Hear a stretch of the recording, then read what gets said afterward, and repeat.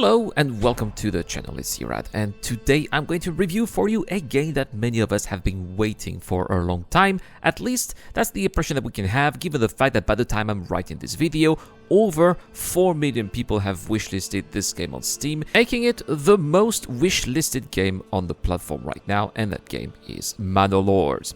So, what is Manor Lords? Well, it's an interesting combination of different genres, mostly survival city builder and 4X strategy, but done in a way that could very well be its own subgenre. And it really is a game like no other I've ever played, and that's really refreshing to see that in this day and age, that there are still some talented solo developers willing to take years to work on innovative projects, and publishers like Hooded Her Studio waiting to invest on such hidden gems. By the way, huge thanks to Hooded Horse Studios for reaching out to me and sending me a press copy. It's hugely appreciated. I think that this also needed to be said out of transparency for you guys, but rest assured I would have made this video nevertheless, and the verdict of this video, as always, will not be impacted by the fact that I was given this game for free several weeks in advance. So, as always, in my review process, we are going to start with the gameplay, which is what you would expect from a survival city builder. You start with a couple of settlers, you collect whatever resources you find nearby, and you build the structures that will then meet the basic needs of your population and kickstart your economy. It's done effectively and allows your settlement to organically grow, and done so in an intuitive way. And what I really love in the game's economy is that absolutely everything requires a specific resource that you'll have to collect or produce, resulting in the creation of intricate supply chains that are going to be the backbone of the economy. However, as you grow further, your local area will no longer be able to sustain itself, and that is where you're going to have to plan the expansion of your settlement to seize control of the surrounding areas and their resources that will allow you to continue your development. But that will come at the price of a battle, and just like everything else in Manor Lords, combat is going to require some serious preparation and does not come without its consequences. Your economy cannot produce enough weapons or armor, and then your men will not fight. And if they end up dying on the battlefield, you will also lose the workforce that you previously had at your disposal, which is then going to have some serious repercussions on your economy. As you can see, gameplay in Manor Lords is complex, elaborate, and requires patience and careful planning, and that's what we love in these kind of games, and that's why it gets a 20 out of 20. Next, we'll talk about the story, and unfortunately, there's no story in Manor Lords, but we'll still give 1 point as everything ends up making its own story, and it's a real pleasure to watch the world you create unfold in front of your very eyes, so only 1 out of 10. Level design now, and I strongly suspected the maps were procedurally generated until after making a quick research I realized that they were handmade.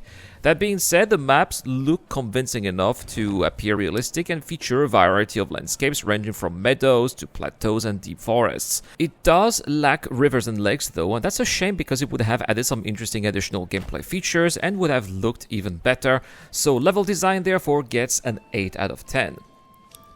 Immersion is very strong in Manor Lords. The game excels at making you feel you are really managing a medieval settlement, especially as you get to observe and hear your population's every move, so it gets a 10 out of 10.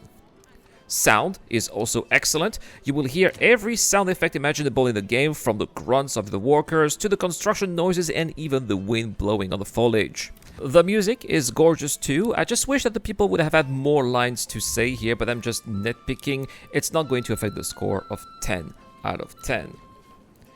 Manor Lords, in terms of technical relevancy, uses the Unreal Engine 4, and after having played it for 30 hours, I can testify that this engine is perfectly suited for this type of game. It runs wonderfully and is probably the enabler of all these details and levels of immersion that we get to experience as we get to play the game, so that gets another 10 out of 10.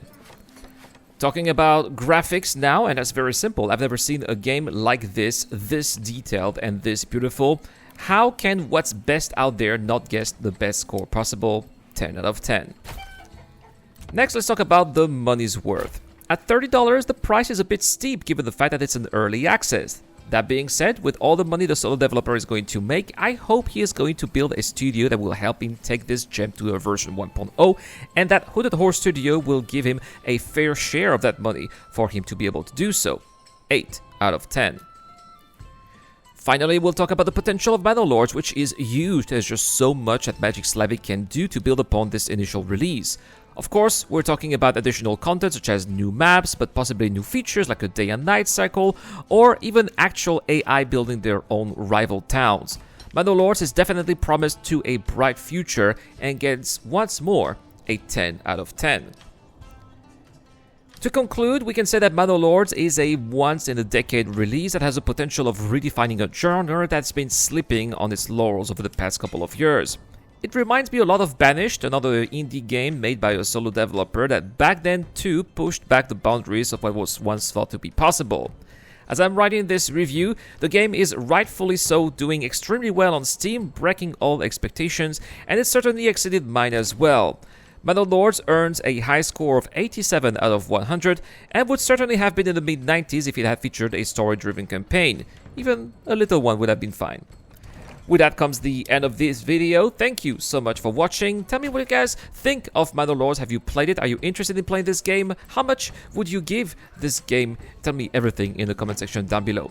I would not be able to make all of this content without my Patreon and YouTube members, including Dr. Fabin, Zero, Crusher, Deplorable, Fidel, and Ducky2Ducker. If you enjoyed the channel, don't forget to hit the subscribe button. The like button really helps with the YouTube algorithm, and I will see you guys in the next one.